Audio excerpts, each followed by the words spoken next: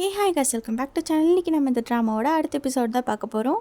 Starting சீனில் நம்ம மின்யாங் வந்து சியோ கிட்ட சொல்கிறாங்க, என்னோட அக்காவை எப்படியாவது ஹாஸ்பிட்டலில் அட்மிட் பண்ணிடு, அவங்க கண்மொழிக்கிற வரைக்கும் கூடயே இருந்து பார்த்துக்கோ அப்படின்ட்டு சொல்ல, உங்கள் அக்காவுக்கு என்ன ஆச்சு, ஏன் மயங்கியிருக்காங்க அப்படின்னு நம்ம சியோ கேட்க, அதெல்லாம் நான் அப்புறம் சொல்கிறேன், ஃபர்ஸ்ட் நீ அவங்களை கூட்டிகிட்டு போ அப்படின்னு சொல்லி அனுப்பிச்சி வைக்கிறாங்க. அடுத்த சீன்லேயே நம்ம மின்யாங் வந்து கன்சல்டன்ட் மீட் பண்ணி சொல்கிறாங்க, அந்த இடம் வந்து கெஃபே கிடையாது, லாண்ட்ரி ரூம் தான் அப்படின்னு சொல்ல, என்னம்மா சொல்கிறேன் எனக்கு ஒன்றும் புரியலையே அப்படின்ட்டு அவர் கேட்க, குக்கீஸை ரெடி பண்ணுற இடம் அந்த லாண்ட்ரி ரூம் தான். இந்த குக்கீஸை எப்படி ரெடி பண்ணுறாங்க, இந்த கேஸில் யார் யாரெல்லாம் இன்வால்வ் ஆயிருக்காங்கிற மொத்த டீட்டெயில்ஸும் எனக்கு தெரியும், நான் உங்களுக்கு சென்ட் பண்ணுறேன் அப்படின்னு அந்த பொண்ணு சொல்கிறா. என்னாச்சு உனக்கு, ஏதாச்சும் ப்ராப்ளமா, ஏன் எப்படி சடனாக மைண்டை சேஞ்ச் பண்ணிட்டா அப்படின்னு கன்சல்டன்ட் கேட்க, ஃபர்ஸ்ட் உங்களுக்கு வேணுங்கிற ப்ரூஃப் எல்லாம் கலெக்ட் பண்ணி அனுப்பிச்சிட்டு அதுக்கப்புறம் நான் சரண்டர் ஆகிக்கிறேன் அப்படின்னு மின்யாங் சொல்ல, அடுத்த சீனில் நம்ம மின்யாங்கோட ஆன்ட்டின்னு சொல்லிட்டு சுற்றிட்டு இருக்க அந்த லேடி தான் காட்டுறாங்க. இந்த மின்யாங் சாதாரண பொண்ணு கிடையாது, அவள் ரொம்ப டேஞ்சரஸானவா, அவள் என்ன வேணா பண்ணுவான்னு உங்களுக்கு தெரியல அப்படின்னு சீஃப் கிட்ட சொல்லிட்டு இருக்காங்க. அவளோட மேட்டரை நீ ஜாக்கிட்ட விட்டு அவன் டீல் பண்ணிக்குவான், நீ ஒர்க்கில் மட்டும் கான்சென்ட்ரேட் பண்ண, திரும்ப நம்மளோட பிஸ்னஸை கண்டினியூ பண்ணும் அப்படின்னு அவங்க சொல்ல, அடுத்த சீனில் அந்த லேடி ஏதோ ஒரு பட்டன் நமக்கு அங்கே இருந்து ஸ்டெப்ஸ் கீழே வர உள்ளே போய் பார்க்குறாங்க, யாரோ ஒரு ஆள் ஜெயிண்ட் மாதிரி படுத்துருந்து எந்திரிக்கிறாங்க.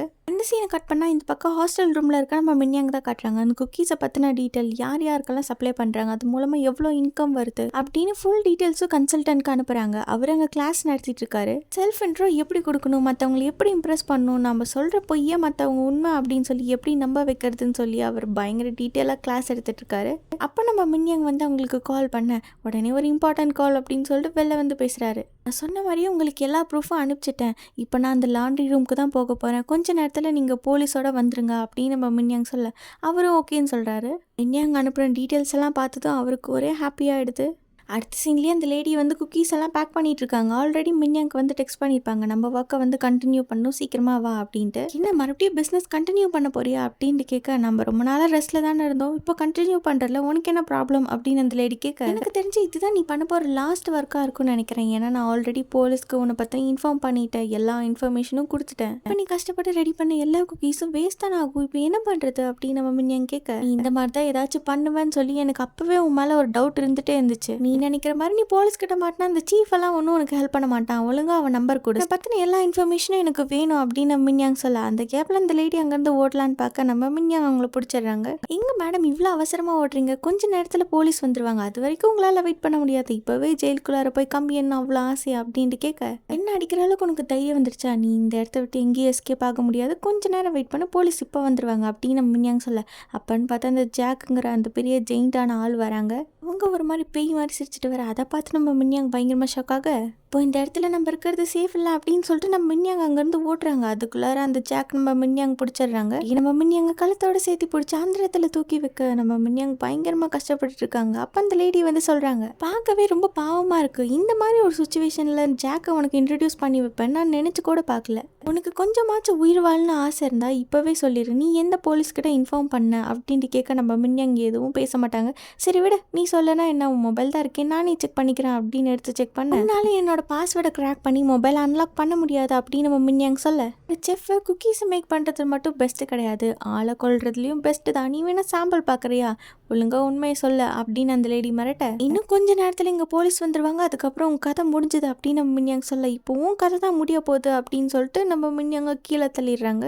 அப்படி கீழே விழுந்த நம்ம மின்யாங் முடியாமல் இருக்க, நீ பண்ணின வேலைக்கு உனக்கு பெஸ்ட் ரிவார்டு தரேன் அப்படின்னு சொல்லி 2 குக்கியை எடுத்து நம்ம மின்யாங் வாயில் போட்டு துணிக்கிறாங்க. நீ எத்தனை பேர்த்துக்கு டெலிவரி பண்ணி எவ்வளோ நல்லா சேல்ஸ் பண்ணியிருக்க, அதுக்கு உனக்கு கிஃப்ட் தர வேண்டாம் அப்படின்னு சொல்லிட்டு வாயில் போட்டு பயங்கரமாக அமுக்க, கொஞ்ச நேரம் ஸ்ட்ரகிள் பண்ணி பார்த்த மின்யாங் அப்படியே மயங்கிடுறாங்க. அதுக்கப்புறம் டோரை பார்த்து நம்ம மின்யாங் கவுண்ட் பண்ணிட்டு இருக்காங்க, யாராச்சும் நமக்கு ஹெல்ப் பண்ண வரமாட்டாங்களா அப்படின்ட்டு. எப்படின்னா இதுக்கு முன்னாடி நம்ம மின்யாங் அவங்க அப்பா கிட்ட மாட்டினாங்களா, அப்போவும் இதே மாதிரி தான் போலீஸ்க்கு கால் பண்ணிட்டு அவங்க வருவாங்க அப்படின்னு சொல்லிட்டு டோரையே பார்த்துட்டு இருப்பாங்க, ஆனால் லாஸ்ட் வரைக்கும் யாரும் வரமாட்டாங்க. அதே மாதிரி தான் இப்போவும் நம்ம மின்யாங் ஆகுது. கன்சல்டன்ட் கிட்ட வர சொல்லியிருப்பாங்க, ஆனால் அங்கே யாருமே வந்திருக்க மாட்டாங்க. அப்புறம் நம்ம மின்யாங் கண்ணில் கலர்ஸ் வர, அவங்க ஒரு மாதிரி சிரிச்சிட்டு இருக்காங்க. நம்ம கன்சல்டன்ட் மேலேருந்து பார்க்குறாரு, கீழே ஆம்புலன்ஸில் மின்யாங் ஏற்றிட்டு போகிறாங்க. கேட்டு இவர் பண்ணாரா என்ன ஆச்சுன்னு எதுவும் இப்போ சொல்லலை. அடுத்த சீன்லேயே நம்ம மின்யாங்காக ஃபியூனரல் நடக்குது, என்னடா அதுக்குள்ளார நம்ம பொண்ணு கொண்டுட்டீங்களா அப்படின்னு சொல்லி நம்ம பார்த்துட்டு இருக்க, நம்ம ஹீரோயினும் அங்கே இருக்கிறாங்க. அந்த சீனை கட் பண்ணால் இப்போ நம்ம ஹீரோயினோட சின்ன வயசை காட்டுறாங்க. சின்ன வயசாக ப்ரெசென்ட்டான்னு தெரியல, நம்ம ஹீரோயின் பயங்கர ஹாப்பியாக அவங்க ஃப்ரெண்ட்ஸ் கூட பர்த்டேலாம் செலிப்ரேட் பண்ணிட்டு ஜாலியாக ஷாப்பிங் பண்ணிட்டு லைஃப் அவங்க நினச்ச மாதிரி வாழ்கிறாங்க. என்னடா சடனாக இப்படி இவ்வளோ ஹாப்பியாக இருக்காங்களேன்னு பார்த்தா இது எல்லாமே நம்ம ஹீரோயினுக்கு வந்து ட்ரீம். ஹாஸ்பிட்டல்லேருந்து இப்போ தான் அவங்க கண் முழிச்சு பார்க்குறாங்க. எந்திரிச்ச உடனே நம்ம சியோ தான் கேட்குறாங்க, இப்போ ஓகேவா நல்லா இருக்கீங்களா அப்படின்ட்டு. இங்கே படுத்து ரெஸ்ட் எடுங்க, நான் போய் டாக்டரை பார்த்துட்டு வந்துடுறேன் அப்படின்னு சொல்லிட்டு நம்ம சியோ அங்கேருந்து கிளம்ப. இல்லை இப்போவே நம்ம மின்யாங் பார்த்தாகணும், அவகிட்ட பேசணும் அப்படின்னு சொல்லிட்டு நம்ம ஹீரோயின் இன்ஜெக்ஷன்லாம் கழட்டி போட்டுட்டு அங்கேருந்து கிளம்புறாங்க. நம்ம ஹீரோயின் இப்படி இங்கேருந்து கிளம்ப ஆப்போசிட்டில் மின்யாங்க ஸ்ட்ரக்சரில் போட்டு கொண்டு வராங்க. இதை பார்த்ததோடனே நம்ம ஹீரோனுக்கு மறுபடியும் தோணுது, இது எல்லாமே நம்ம கனவு தான், இது ஒன்றும் ரியல் கிடையாது அப்படின்னு. நம்ம இன்னும் ட்ரீமில் தான் இருக்கோம், நம்ம ஃபர்ஸ்ட் முழிச்சுக்கணும் அப்படின்னு சொல்லிட்டு நம்ம ஹீரோயின் பாட்டுக்கு மின்யாங்க பார்க்காம அப்படியே போகிறாங்க. ஆப்போசிட்டில் வந்தவங்க இடிச்சதும் ஒருவேளை இது ரியலாக இருக்குமோ அப்படின்னு சொல்லிட்டு இருக்க நம்ம மின்யாங்க அங்கே பயங்கரமாக ஃபர்ஸ்ட் எய்ட் ட்ரீட்மெண்ட்லாம் கொடுத்துட்ருக்காங்க. அதை பார்த்ததும் நம்ம ஹீரோனுக்கு பயமாயிடுது, இது கனவு தான், நம்ம முழிச்சுக்கணும் அப்படின்னு சொல்லி அவங்களே அடிச்சிட்டு இருக்க அங்கே இருக்க நர்ஸ் எல்லாம் தான் வந்து ஹெல்ப் பண்ணுறாங்க. பங்கு கட் பண்ணால் அடுத்த சீன் கிளாஸ் ரூமில் தான் காட்டுறாங்க. ஸ்கூலுக்கு இன்றைக்கி ஆம்புலன்ஸ் வந்து ஒரு ஸ்டூடெண்ட்டை கூட்டு போயிருக்காங்க தெரியுமா அப்படின்னு சொல்லி எல்லாரும் நம்ம மின்யாங் பற்றி தான் பேசுகிறாங்க. மின்யாங்கோட ரூம்மேட் அந்த பொண்ணு போய் நம்ம மின்யாங்கோட குக்கி மெட்டானா அந்த பையன்கிட்ட போய் கேட்குறா, அவளுக்கு என்னாச்சு, மற்றவங்க மாதிரி அவளும் சிரிச்சுட்டு ஒரு மாதிரி ஆயிட்டா, அவளும் இறந்து போயிட்டாலாம் அப்படின்ட்டு கேட்க, அதை பற்றியெல்லாம் எதுவும் தெரியாது அப்படின்னு அந்த பையன் சொல்லிடுறான். அப்பன்னு பார்த்து நம்ம சிஓ கிளாஸ்குள்ளார வர அந்த பொண்ணு வந்து கேட்குறா, என்னாச்சு அவளுக்கு, ஹாஸ்பிட்டலில் என்ன பண்ணுறாங்க அப்படின்னு. அவளுக்கு ட்ரீட்மெண்ட் போயிட்டுருக்கா அப்படின்னு சொல்லி அந்த பையன் ரொம்ப ஃபீல் பண்ணி அழுதுட்டு இருக்க. அப்போ கன்சல்டன்ட் வந்து சொல்கிறாரு, எல்லாரும் கிளாஸில் பேசிகிட்டு இருக்காதீங்க, ஒழுங்காக படிங்க அப்படின்னு சொல்லிட்டு போக அடுத்த சீன்லேயே ஸ்கூலில் புதுசாக அப்பாயிண்ட் பண்ண இன்வெஸ்டிகேஷன் ஆஃபீஸர் வந்து நம்ம கன்சல்டன்ட் கிட்ட பேசுகிறாரு. உன்னை தான் ஆல்ரெடி சஸ்பெண்ட் பண்ணிட்டாங்கல்ல, நீ இப்போ ஸ்கூலில் வந்து என்ன பண்ணுற, இதுக்காக இப்படி ஃபேக் ஐடியாலாம் க்ரியேட் பண்ணி நீ இந்த ஸ்கூலுக்கு என்ன தான் பண்ண ட்ரை பண்ணுற அப்படின்ட்டு அவர் கேட்க நம்ம கன்சல்டன்ட் எந்த ஆன்சரும் பண்ண மாட்டாங்க, நீ எதுவும் பேசினாலும் பரவாயில்ல, நான் கண்டுபிடிக்கிறேன் அப்படின்னு அவர் சொல்ல, சரி நீ எங்கே போகிறேன்னு சொல்லி நானே ட்ராப் பண்ணுறேன் அப்படின்னு சொல்லிட்டு அவர் கூப்பிட்டு போகிறாரு.